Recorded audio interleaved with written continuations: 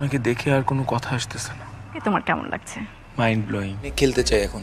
পূর্ণিমার বিয়ের খবরে মন ভাঙলো এবার বাপ্পি চৌধুরী। নেই আমার আর কেউ রে।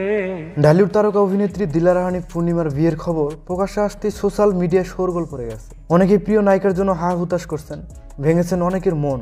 চিত্রনায়ক বাপ্পি চৌধুরী এর মধ্যে অন্যতম। বৃহস্পতিবার রাতে চিত্রনায়ক বাপ্পি চৌধুরী ফেসবুকে পূর্ণিমা রবিন দম্পতির বিয়ের ছবি পোস্ট করে লিখেছেন, ভাবিনি কখনো যাবে চলে, এভাবে আমাকে একা ফেলে। স্বপ্ন নিজের হাতে ভাঙলে তুমি, একা কেঁদে কেঁদে ক্লান্ত আমি।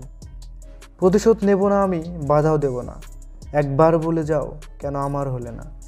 সঙ্গে যুক্ত করছেন মন খারাপের ইমোজি। হঠাৎ বৃহস্পতিবার মধ্যরাতে বিয়ের খবর দেশের জাতীয় ক্রাশ খ্যাত অভিনেত্রী পূর্ণিমার।